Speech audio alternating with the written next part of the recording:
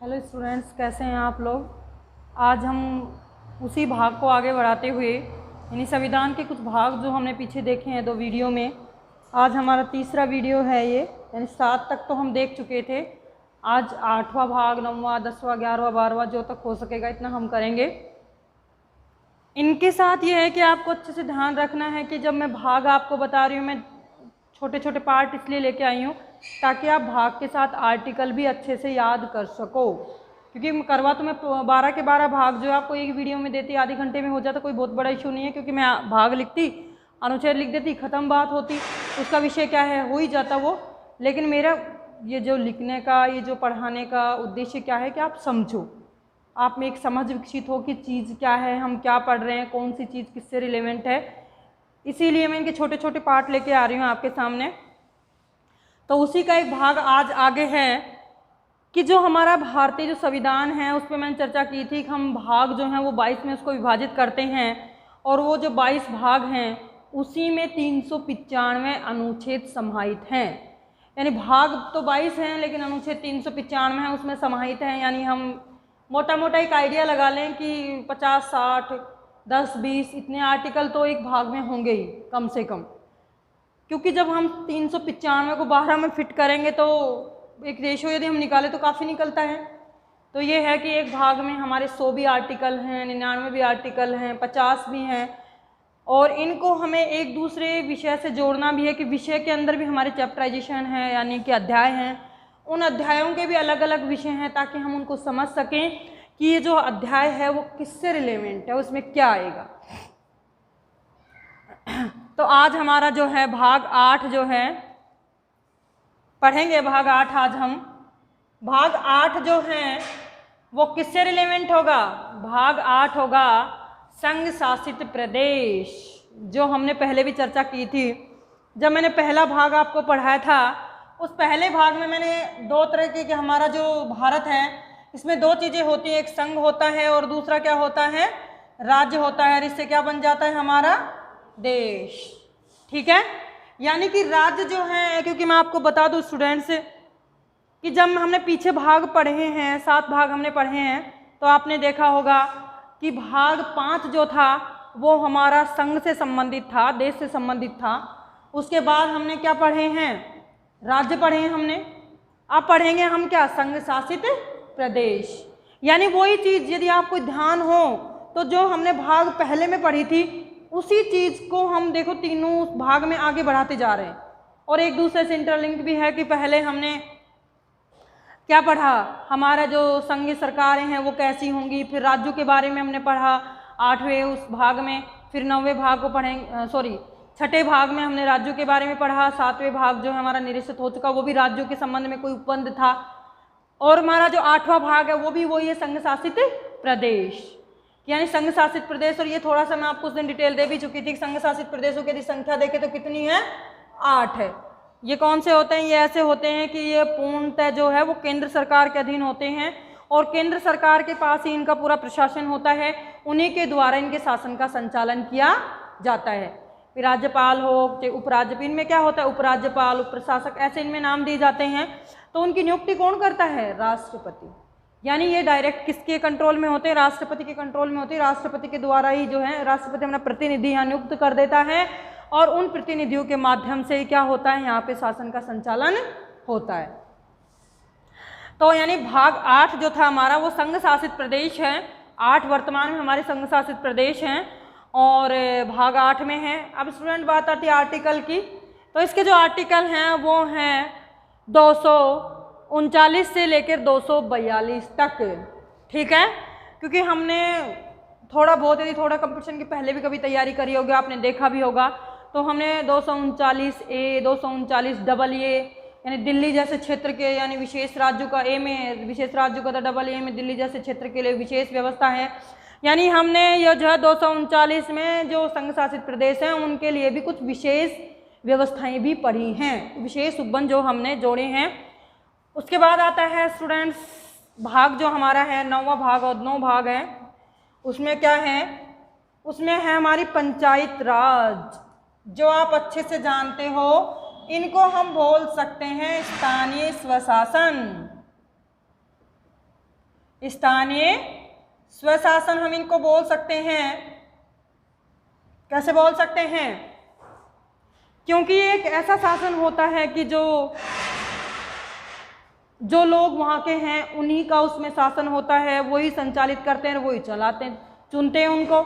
जैसे हमारे लोकतंत्र में होता है जनता का, जनता के लिए, जनता के द्वारा शासन। वैसे यदि हम इब्राहिम लिंकन की परिभाषा को यहाँ पे फिट करें तो फिट बैठती है कि भाई हमारा जो स्थानीय है यानी स्थानीय लोगों का, स्थानीय लोगों के द्वारा और स्थानीय लोगों के लिए। ठीक है, तो यानी स्थानीय लोगों का ही ये शासन है और स्थानीय लोगों के लिए ही किया जाता है। लेकिन स्थानीय लोगों में कौन है भाई? ग्रामीण भी स्थानीय है, शहरी भी स्थानीय है। इस आधार पर जो है हमने पंचायत राज ग्रामीण एरिया के लिए रख दिया है और नगर पालिका शहरी क्षेत्र के लिए रख दिया है। तो इस तरह जो है हमारा भाग 9 जो है काफ़ी बड़ा है, क्योंकि भारत की जो है 2/3 जनसंख्या कहाँ निवास करती है? ग्रामीण में निवास करती है, गाँव में निवास करती है। और वो गांव का यानी कि ये जो है पंचायती राज स्थानीय स्वशासन जो है हमारा उसमें होता है। तो हम ये कहें कि हमारी आत्मा जो है पंचायत राज में यानी स्थानीय स्वशासन में ही निवास करती है, विराजमान है। तो हम इनके बात करें आर्टिकल्स के स्टूडेंट्स, कंफ्यूज नहीं होना है आपको बिल्कुल ही। जितना भी हमारा स्थानीय स्वशासन है यानी कि 3 पार्ट मैंने लिखे हैं, भाग 9 क आपको दिख रहा होगा शायद से 43, 43, 43, 43, 43 और 43। ठीक है, यानी कि अनुच्छेद तो हमारा एक ही है लेकिन उसमें और अनुच्छेद जोड़ दिए गए हैं। यानी 43 में क्या है? 43 में ही जोड़ दिए गए हैं 243 और 243 फिर 243 क्या आएगा? ए से लेकर ओ तक जो है वो पंचायत राज से संबंधित है। आपको ये ध्यान रखना है कि 243 ए और ए से लेकर कहाँ तक? ओ तक। क्या है हमारा? ए से लेकर ओ तक क्या है? पंचायती राज। और उस दिन मैंने आपसे बात भी की थी, मैंने आपको एक क्वेश्चन भी दिया था हमारी वीडियो में पीछे कि मैं आपके सामने सिर्फ बता रही हूँ कि 16 आर्टिकल है। ठीक है, उन 16 आर्टिकल्स को आपको गिनना था और आपको अपने आप क्वेश्चन तैयार करने थे। तो आज वो क्वेश्चन आ चुका है हमारे सामने कि मैंने बताया था कि पंचायत राज जो है इसमें कितने आर्टिकल जोड़ दिए? 16 जोड़ दिए गए हैं। जैसे 243 ए, बी, सी, डी, ई, एफ, जी, एच, आई, जे, के, एल, एम, एन, ओ। ठीक है, तो ये 16 होते हैं और 16 किस में जोड़ दिए गए हैं? 243 ए से लेकर ओ तक पंचायती राज में। ठीक है स्टूडेंट्स, पंचायत राज का भी हम अलग से एक चैप्टर पढ़ेंगे क्योंकि पंचायत राज से काफ़ी क्वेश्चन पूछे जाते हैं। अभी तो हम भाग के रूप में कौन से भाग में हैं, कौन से आर्टिकल इससे रिलेवेंट है, बस इतना ही देख रहे हैं हम। उसके बाद यदि हम आगे चलते हैं तो 16 आर्टिकल्स तो हमारे हो ही चुके हैं। उसके बाद हम चलेंगे 9 क और 9 क जो हैं यानी कि क जो आता है वो आता है नगर पालिका। है तो स्थानीय स्वशासन ही, क्योंकि नगर पालिका में शहरों में तो स्वयं का शासन होगा, तो है तो स्थानीय स्वशासन लेकिन हम उसको किसका नाम देते हैं? नगर पालिका। तो जब नगर पालिका इसको नाम देते हैं हम और ये क में जोड़ दिया गया हमारे यहाँ पे, तो 243 आपको ध्यान में होगा कि पी तो वहाँ ओ तो हम हो ही चुका है, तो उसके बाद ही चलेगी जो घटना चलेगी। तो ओ के बाद क्या आएगा? ओ हमने कर दिया है, मैंने आर्टिकल भी आपको बता दिए थे उस दिन कि यहाँ 16 जोड़ना या कितना जोड़ना है आपको? 18। यही बोला था मैंने पिछले वीडियो में एक में कि 16 जोड़ना है, 16 के बाद क्या जोड़ना है? 18 जोड़ना है। इस तरह से कितना होगा? इस तरह से स्टूडेंट होगा, यानी कि पी के बाद क्या आ रहा है? जेड, और जेड से फिर हम जोड़ेंगे ए, बी, सी, डी, ई, एफ, जी और जी तक ये आएगा। तो इस तरह से हमारे कितने आर्टिकल होते हैं? इस तरह से हमारे जो आर्टिकल होते हैं वो होते हैं, कितने होते हैं? 18। और ये किससे संबंधित है? नगर पालिका यानी शहरी स्थानीय निकाय। ये आपको ध्यान रखना है कि ग्रामीण स्थानीय निकाय का नाम है पंचायती राज, जो गांव में होता है। त्रिस्तरीय अपने यहाँ पे लागू है। उसके राजस्थान में त्रिस्तरीय हैं, अलग अलग राज्यों में अलग अलग है, कहीं पे 4 स्तरीय भी है, कहीं 2 स्तरीय भी है, लेकिन यदि हम राजस्थान की बात करें तो यहाँ पर 3 स्तरीय यानी 3 स्तरीय पंचायती राज लागू है। उसके बाद आता है यानी कि शहरी क्षेत्र में स्थानीय स्वशासन को हम क्या बोलते हैं, तो शहरी क्षेत्र में स्थानीय स्वशासन को हम नगर पालिका बोलते हैं। और यदि 243 ZH यानी भाग ख की यदि हम बात करें तो ये भाग ख जो है हमारा एक संविधान संशोधन हुआ था, 97वां संविधान संशोधन। ध्यान रखना है आपको कि 9 क जो है वो 97वां संविधान संशोधन के द्वारा जो है वो जोड़ा गया है। और इसमें है क्या, सहकारी समितियां। सहकारी का मतलब क्या होता है, आधी सरकारी और आधी प्राइवेट, यानी दोनों का मिला जुला मिश्रण, उसको बोलते हैं हम सहकारी। यानी कि जनता भी है और सरकार भी है, दोनों मिलकर जिनके माध्यम से कार्य करती हैं उनको बोलते हैं हम सहकारी समिति। और ये कहाँ हैं, ये है 9 ख और किससे, 97वां संविधान संशोधन, यानी 97 में एक संविधान संशोधन हुआ था, 97वें नहीं 97वां संविधान संशोधन हुआ था, जिसमें 9 ख जो है वो हमारे संविधान में जोड़ दिया गया है। उसमें आर्टिकल कौन कौन से जोड़ दिए गए हैं, ZH, क्योंकि जी तक तो यहाँ है ही, जी तक तो है ही, तो अगला जोड़ेंगे तो H ही जोड़ेंगे, तो H जोड़ दिया हमने। और यहाँ तक हमारा आ गया T, यानी HIJKLMNOPQRS और T। ठीक है, तो कितने हो गए, 1 2 3 4 5 6 7 8 9 10 11 12 13। आपके सामने ही है कि इसमें कितने आर्टिकल्स जोड़ दिए गए हैं, इसमें जोड़ दिए गए हैं 13। तो ये जो था हमारा स्थानीय स्वशासन से संबंधित, आपको ध्यान रखना है कि स्थानीय स्वशासन का मतलब कई लोग पंचायत राज ही समझते हैं, कई लोग नगर पालिका ही समझते हैं। नहीं, इसमें स्थानीय स्वशासन का मतलब है कि आप चाहे गांव में रहो चाहे शहर में रहो, लेकिन वहाँ का स्वशासन वहाँ के लोगों द्वारा ही संचालित होता है, उसको हम बोलते हैं स्थानीय स्वशासन। और जो हमारे आपके सामने यहाँ पे है ही कि 9 जो है वो 243 ए से लेके ओ तक 16 हमने जोड़े हैं जो पंचायत राज के रूप में हैं। और जैसे आप देखते हैं सरपंच देखते हैं, प्रधान देखते हैं, और उससे वो जिला पार्षद आप देखते हैं, ये सारे क्या हैं, पंचायती राज। उसके बाद जो है वो जो हमने देखी नगर पालिका, जो नगर पालिका, नगर निगम, नगम परिषद, ये क्या होती हैं, ये नगरीय क्षेत्र के लिए होती। ठीक है, तो नगरीय क्षेत्रों के लिए जो व्यवस्थाएं होती हैं उनको हम कहेंगे। थर्ड जो हमारा है 9 ख जो है हमारे 97वें संविधान संशोधन के द्वारा जोड़ा गया है, 243 ZH से लेकर 243 ZT तक है ये। और इसमें क्या शामिल कर दिया गया है, सहकारी समितियां, कि जो हमारी जो सरकारी समितियां हैं यानी जनता की और सरकार दोनों मिलकर जो समितियां चलाती हैं, उनको भी इसमें शामिल हमारे संविधान में शामिल कर दिया गया है। और इसमें क्या है, 13 आर्टिकल्स जो हैं वो शामिल किए गए हैं। स्टूडेंट्स यहाँ तक तो हो गए हैं, यानी स्थानीय स्वशासन हमारा हो गया है, संघ शासित प्रदेश हमारा हो गया है। अब हम बात करते हैं किसकी, भाग 10 की। तो भाग 10 में क्या होगा, भाग 10 में होगा जो हमारा अनुसूचित क्षेत्र व जनजातीय क्षेत्र जो है उसको हमने किसमें शामिल कर दिया गया है, भाग 10 में। और यदि आपको थोड़ा सा याद हो तो हमने 6-7 में जो पढ़ा था कि अनुसूची जब हमने पढ़ी थी तो उस अनुसूची में हमने भाग 6 में पढ़ी थी कि कौन कौन से अनुसूचित क्षेत्र हैं, पढ़ा था हमने। यदि अनुसूची आप पीछे जाएंगे, यानी अनुसूची जो हमारी छठी है उसी का एक छोटा ये बड़ा रूपांतरण है कि उसका जो एक विस्तृत रूप, जो ब्रॉड रूप दिया गया है, वो ब्रॉड रूप स्टूडेंट्स हमने भाग जो हमारा संविधान का 10 में देखने को मिलता है। और इससे संबंधित अनुच्छेद हमारा केवल एक ही है, वो अनुच्छेद है 244। यानी कि जो हमारे अनुसूचित क्षेत्र जो हैं, उन अनुसूचित क्षेत्र और अनुसूचित जनजाति क्षेत्र जो हैं, उन क्षेत्रों के लिए हमारे जो संविधान में जो व्यवस्था की गई है वो एक ही आर्टिकल में है, और वो आर्टिकल कौन सा है, 244।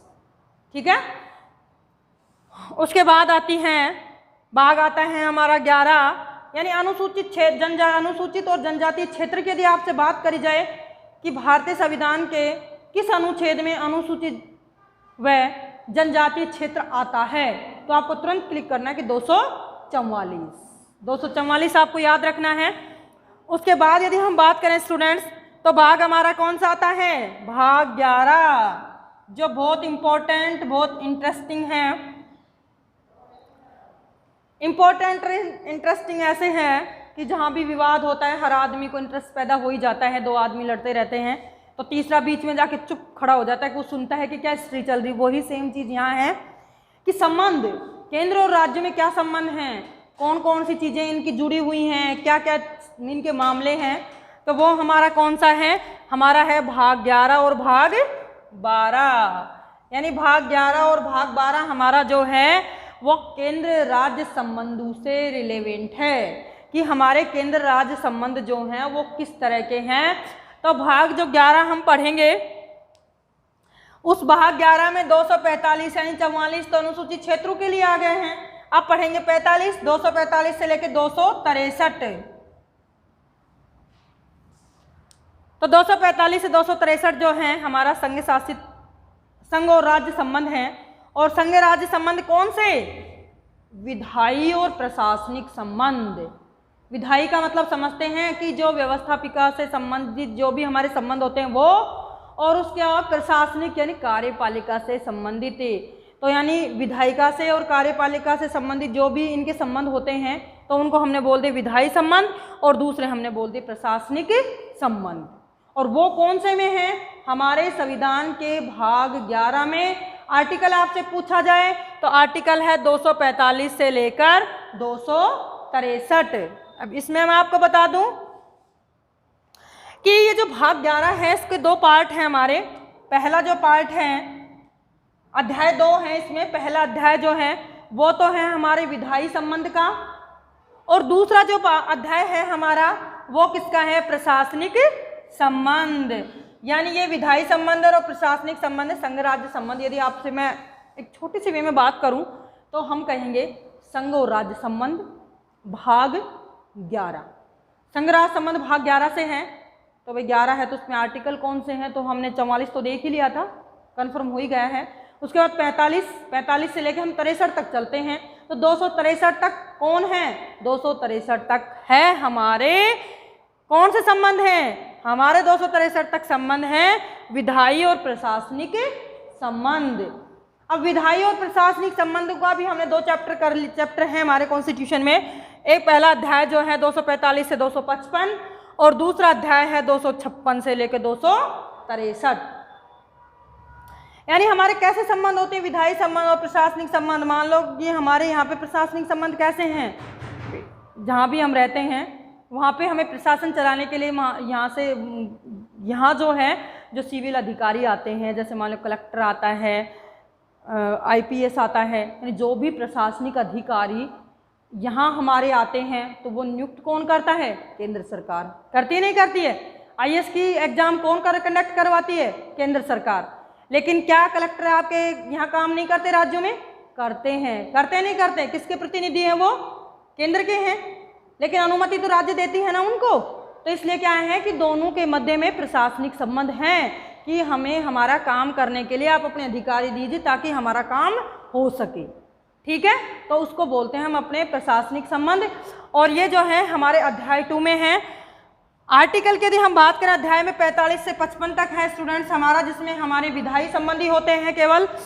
और अध्याय 2 है उसमें क्या है 256 से लेकर 263 तक है।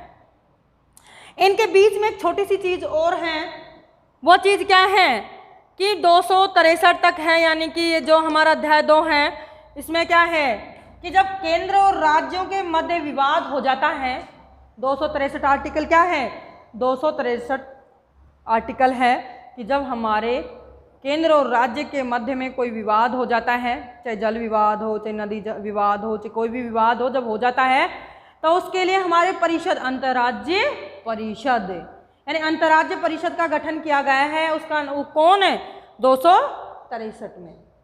वैसे तो हम केंद्र राज्य संबंध पढ़ेंगे स्टूडेंट्स, अच्छे से पढ़ेंगे हम सारी चीज़ें, कौन कौन से उसमें उदाहरण है। ये कहते हैं ना कि कब जब हम कोई भी चीज़ का निर्माण करते हैं तो उसके लिए पहले एक मैप बनाते हैं, तो वो मैप है हमारा कि हमें कहाँ कहाँ से कौन कौन से एरिया को टच करना है। वो मैप है कि उसमें बताया जा रहा है कि भाई हम भाग 11 पढ़ेंगे तो उसमें हम ये चीज़ें पढ़ेंगे। तो यानी अंतर्राज्य परिषद है और वो केंद्र राज्य संबंधों को अच्छा बनाने के लिए इसकी स्थापना, कि कहीं भी विवाद होता है तो उसका समाधान 263 में एक अंतर्राज्य परिषद का गठन किया गया है। उसके अलावा एक 262 में अंतर्राज्य जल विवाद जो है उसके लिए भी एक समिति का वो गठन किया गया, अंतर्राज्य जल विवाद परिषद, जल परिषद के लिए, जो कि हमारे आर्टिकल हैं जल से संबंधित जितने भी विवाद होते हैं उनका सुलटारा हमारे संविधान के किसमें 262 अनुच्छेद में किया जाता है। यानी कि जल विवाद से संबंधित जो भी हमारे आएंगे, मैं आपको बता दूं कि आर्टिकल जो हमारा 62 है, 262 जो है, उसमें तो जल विवाद से संबंधित समस्याएं आएंगी। हम कोई भी जल विवाद से संबंधित आता है मामला किसी भी राज्य का, केंद्र राज्य का कोई भी आता है, और 263 जब हमारा आता है स्टूडेंट्स, ये आपको ध्यान रखना है क्योंकि ये पूछी जाती है अंतर्राज्य परिषद।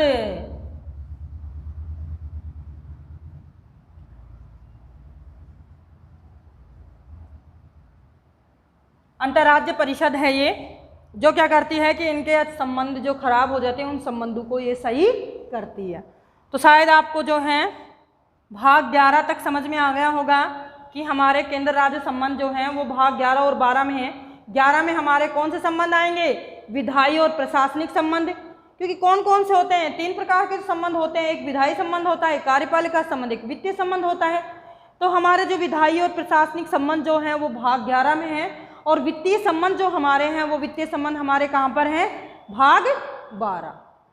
भाग 12, भाग 12 में हमारे वित्तीय संबंध हैं। और ये आर्टिकल की हम बात करें कि 263 में मैंने जब अंतर्राज्य परिषद बता दी तो इसका मतलब 64 है अपना, तो 264 से लेके 300 तक क्या है? वित्तीय संबंध। ठीक है, यानी वित्तीय संबंध हमारे कहाँ आते हैं? भाग किसमें है? 12 में। और ये भाग 12 का जो वित्तीय संबंध है स्टूडेंट्स, इसमें क्या है कि केंद्र, एक वित्तीय आयोग का गठन किया गया इसी में कि भाई केंद्र को कितनी सम देना है, राज्य को उसकी कितनी सहायता देनी है, यानी क्या है, वित्तीय आयोग का भी गठन किया गया है कि दोनों के बीच वित्त का सही बंटवारा कर दिया जाए, किसी प्रकार का विवाद ना हो। इसके अलावा क्या है, यानी हमारे जो पैसों टकू से संबंधित जितने भी मामले हैं केंद्र और राज्य संबंधों में जो है वो सारे हमारे भाग किस में दिया गया है? 12 में। यानी केंद्र राज्य वित्तीय संबंध जो है वो भाग 12 में है। और यदि हम आर्टिकल की बात करें तो हमारे आर्टिकल हैं 264 से लेकर 300। ठीक है, यानी वित्तीय से संबंधित जितने भी बातें हैं वो हमारी 264 से लेकर 300 में है। और एक छोटी सी बात मैं आपको बता देती हूँ स्टूडेंट्स कि जब भाग 3 की मैंने इसमें बात की थी, मैंने कहा था कि हमारे जो मौलिक अधिकार हैं, मैंने बताया था कि हमारे मौलिक अधिकार कितने हैं? कितने हैं? 7 नहीं 6, 7 थे। मैंने है और थे पे आपको अंतर करना है। मैं बोल रही हूँ आपको कि हमें थे कितने? 7 थे। जब हमारा संविधान लागू हुआ था तब 7 थे, लेकिन वर्तमान स्थिति यदि हम देखें तो हमारे कितने हैं? 6 हैं। मैंने आपको बताया भी था कि हमारा एक कौन सा?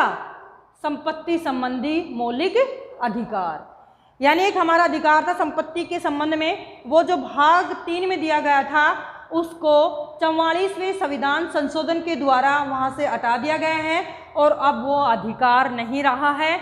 मैंने ये बताया भी था कि अधिकार नहीं, अब कानून है वो। ठीक है, ये बताया था मैंने, और उस दिन बताया भी था, आप वीडियो देखेंगे पीछे तो आपको समझ में आएगी कि वो हमने भाग 12 में जोड़ दिया है। भाग 12 में जोड़ दिया है, और भाग 12 के कहाँ जोड़ा है? भाग 12 के 300 के। ठीक है, यानी 44वें संविधान संशोधन के द्वारा जो हमने भाग 3 का एक पार्ट हटाया था, संपत्ति संबंधी अधिकार जो करा था, 6 हो गए थे हमारे, उसका जो हमने उठाया और उसको कहाँ रख दिया? भाग 12 में रख दिया। और 12 के कौन से में? 300 क में। 300 क में क्या जोड़ दिया? संपत्ति का कानूनी अधिकार। यानी आपको क्या है, कानून बन चुकी है संपत्ति का जो अधिकार है। अब आपको वो जो हमारी स्वतंत्रता में मौलिक अधिकार थे, मौलिक अधिकार अब ये नहीं रहा है। मौलिक अधिकार की जगह क्या बन गई अभी हमारी संपत्ति? कानूनी अधिकार। ठीक है, तो यानी हमने आज जो है भाग 8 पढ़ा है 239 से लेकर 242 तक, संघ शासित प्रदेश हमारे जो 8 हैं। भाग 9 जो है हमारे स्थानीय स्वशासन से संबंधित है। 9 क जो है हमारा है तो स्थानीय स्वशासन से। भाग 9 जो है पंचायत राज से संबंधित है। क जो है वो नगर पालिका शहरी क्षेत्र से। और जो भाग ख जो हमारा है वो हमारा है सहकारी समितियों से। और 9 ख जो है वो 97वां संविधान संशोधन के द्वारा जोड़ा गया है। इसमें सहकारी समितियां होती हैं। सहकारी समिति का मतलब होता है कि एक सरकार और एक जो क्या बोलते प्राइवेट फील्ड वाले जो चलाते हैं, यानी सरकार के द्वारा और एक निजी क्षेत्र के द्वारा जो चलाया जाता है, संचालित किया जाता है, ऐसी समितियों को हम क्या बोलते हैं? सहकारी समितियां। उसके अलावा मैंने भाग 10 पढ़ा था 244, जिसमें जैसे हमारे अनुसूचित क्षेत्र हैं, जनजातीय क्षेत्र हैं, उनके लिए था ये। हमने 11वां भाग पढ़ा था 245 से लेकर 263 तक, जिसमें क्या है? संघ राज्य संबंध। संघ राज्य संबंध 11 में है हमारे विधायी और प्रशासनिक संबंध, और भाग 12 में हमारे वित्तीय संबंध। यदि आर्टिकल की हम बात करें तो 245 से लेकर 255 तक विधायी संबंध हैं, 56 से लेकर 63 तक हमारे प्रशासनिक संबंध हैं, 264 से लेकर 300 तक हमारे वित्तीय संबंध। ठीक है, यानी भाग 12 जो है हमारा वित्तीय संबंधों से संबंधित है, यानी केंद्र और राज्य के संबंध में वित्तीय संबंध जो हमारे हैं वो है। तो आगे जो है